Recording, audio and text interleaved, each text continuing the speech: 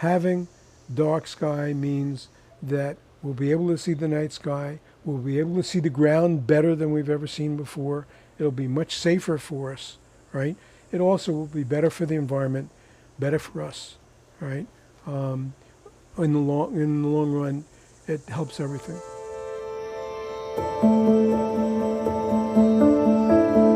My name is Bill Neches. I've been a Chautauquan for almost 30 years. And I joined the CPOA, the Property Owners Association, after I retired in 2005.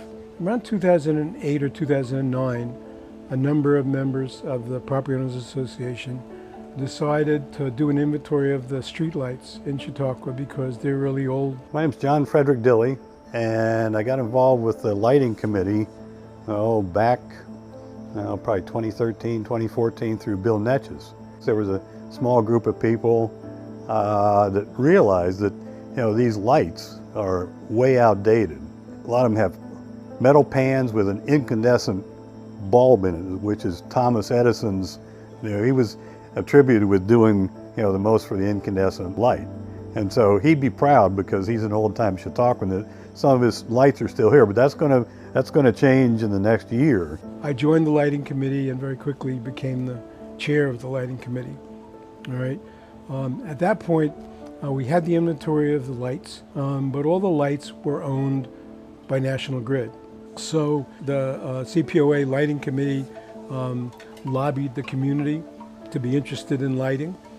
For many years, we did Sunday night walkabouts, showing people the lighting and what we thought was important.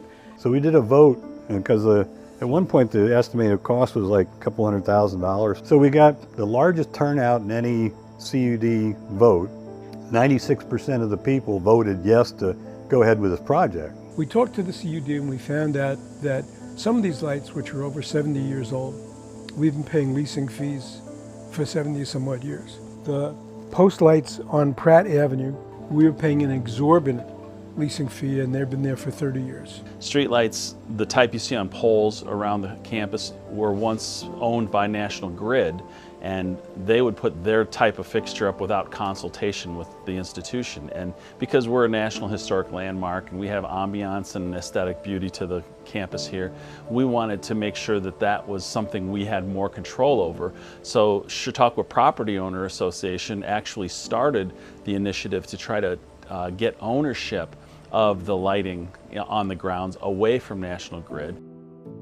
We sat down with National Grid, we signed a contract, the first time that they had ever sold anything to anyone. So part of that was that we, in a number of years, would replace all the lights in the grounds with LED. So now we own about 70 light poles, like the one that's behind my house here, which are freestanding poles with no electrical transmission lines, and a total of about 200 and some odd lights, including the lights that are on utility poles with electric wires. So we decided to look into LEDs, and Terry McGowan and Naomi Miller, who were the lighting designers, and Rita already had this project going in Stanford, they basically went to Light Fair every year, which is the major international lighting design gathering, and they found us what they thought was the absolute ultimate LED light. Name is Terry McGowan, and I am a lighting engineer or lighting designer to some extent, but mostly the engineering and technical part of lighting. I've been doing that for a long time, more than 20, 30 years. And outdoor lighting has been a very important part of that work for some time. So I was glad to help with the Chautauqua Property Owners Association when they started thinking about how to make the nights better at Chautauqua. And what we saw around Chautauqua with the lighting at that time was that it was spotty, inefficient, and glaring. And so our whole effort was to improve the outdoor lighting at Chautauqua so that it would be appropriate for the age and the task, seeing the street in front of you. It would be non-glaring, or certainly less glaring by a very substantial amount. and that it would help to show off Chautauqua as a place where people were cared about, and in turn the people cared about Chautauqua. Lighting makes a big difference in our lives, both daytime when we're indoors and when we're outdoors, even more so, and then at nighttime as well. And we've learned over the last 30 years primarily that outdoor lighting can have unintended impacts on us, on critters, on even plants. It can reduce the visibility of the skies through sky glow, which interferes with your ability to see the stars and the moon. There are so many reasons why we need to think about the outdoor lighting that we use and try to revert back to a day when we had far less of it. So the first presentation when we started talking about lighting concerns was a presentation I gave to the Bird, Tree, and Garden Club. That simply told the story of dark skies. It said that light is important at night, but once you get through the functionality and appearance, then there are things you could do to minimize glare, light into the sky, light pollution, light into your neighbor's bedroom window, and all the other bad things about lighting that we knew people had experienced throughout the institution. Anytime you have something artificial light at night, that is something outside of the natural world. So that's just something that we would pique our interest and take a look and see how that impacts the birds. Now, we're not like a big city where we have so much light source, but still light impacts how birds migrate. It impacts the nocturnal species of birds and how they hunt for food. You know, when people think about the environment, they don't often think about night skies or dark skies, but it's really incredibly important for health, not only human health, but animal health as well. I think specifically about nighttime pollinators like bees, bats, and moths that need dark skies in order to live out their life cycle. We also know that it can affect trees and plants, and even plants like soybeans that we harvest in fields are affected by light. You know, getting rid of unnecessary lighting, bringing lighting levels down to only what we need is really going to help lower our energy use and lower our overall environmental footprint. We want people to think about a few things. One is, whenever you can, either don't use lighting or turn it off. Two, when we do have lights, let's put them where there's likely to be pedestrian and vehicular conflict. That's where we need the most. So let's think about safety. Let's put them at intersections. And the lights that get put in need to have optics in them that direct the light downward only. It's surprising, but even a couple of % of uplight has so much more impact on sky glow than the amount of downlight. And the last thing we're doing is changing the spectrum. So the spectrum, Roy G. Biv, we all grew up with. Turns out that blue light is scattered most in the atmosphere. And we don't have much blue light at night. The greatest source of blue light is the moon, and that's reflected light from the sun.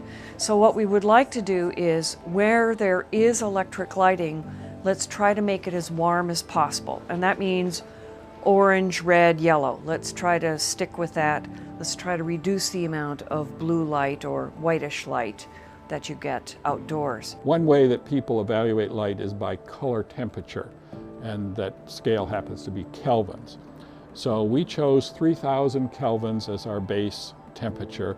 One, because that fits with the IDA's definition of a dark sky community. It can be no more than 3,000 kelvins. 3,000 or below is fine. And it's very close to the appearance of an incandescent light. So it will have a warm look. It will not have a bluish or a cold look. We didn't want that. And after all was said and done, the Nary light was far and away the best light. You know, we try to get lights that are going to be appropriate for the time period of the neighborhoods. The problem is this community grew organically over time from 1874 all the way through today, and it's still changing and evolving. We always refer to the north end, as, for example, as the post-World War II construction era, and there's modern structures up there. So the general ambiance of the lighting is in that early 19th, 20th century lighting appearance. So it was evaluated and determined to be appropriate for the lighting style at that time in history. There are two types of street lights here. Lights on north ends are on very tall metal steel poles. The typical street lights that you see in all cities. The lights on those lights are Cobra heads. So we decided that for the north end of Chautauqua and Massey, which runs parallel to the main gate, right, which have Cobra heads and have a lot of traffic, that we would put in LED Cobra head. There's a manufacturer called Cree, and the Cree lights that we purchased are 30-watt lights, 3000 K color temperature. So there's a back shield so that the lights are distributed so that if I'm where the light post is, the light goes in front of me and there's very little behind it. But because the Crees are so high, we bought a back shield for each of the Crees so that there's no backsplash going towards the house behind the light. In addition, the CUD decided in the south end, the area past Thunder Bridge, right? There are about 6 lights there that are Cobra heads, and so they've replaced those with Crees.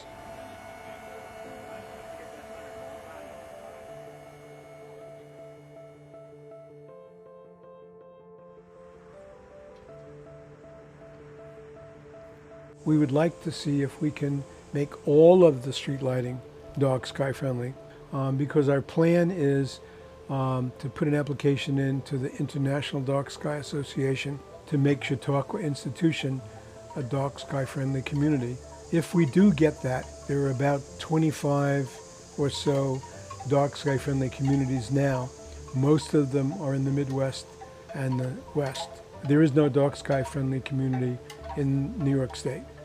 So it would be really nice if we could not only get the dark sky designation for Chautauqua Institution, that would be a real feather in our cap.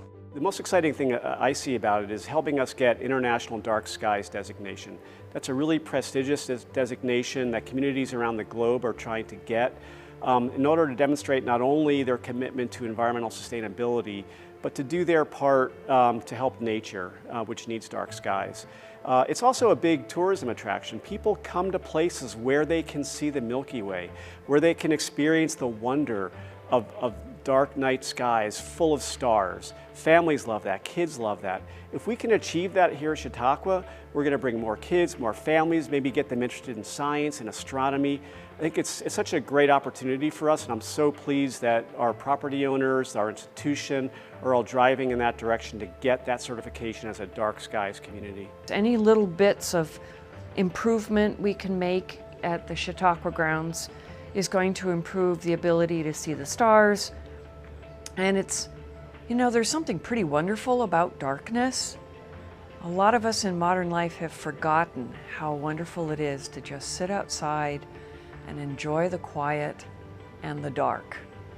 Wouldn't it be great at Chautauqua if we could walk down near the water's edge, sit on one of those park benches, and not have any glaring lights that disturbs our view of the sky, and just enjoy the darkness. It's inspiring too. I said seeing the Milky Way was one of the goals, but there's another one. And I'm using it when I sign letters about this these days, And you put it this way: life is not complete until you see your shadow by the light of the stars. Very few people can say that today. When I took a picture of the same light fixture with the bulb hanging down, you could see the spread going up, right? So this is great. So basically that's the story of the lighting in Chautauqua. There are an awful lot of people on the lighting committee who have been very, very helpful and instrumental in doing this. And our Dark Sky Initiative is just starting. The CPOA Outdoor Lighting Committee is now the CPOA Outdoor Lighting - Dark Sky Committee. And then our lighting committee is now also attempting to provide information for homeowners as to how they could change their lighting on their houses that are dark sky friendly. And I think it's going to be very positive, and we're hoping to be able to multiply that into becoming a dark sky community entirely.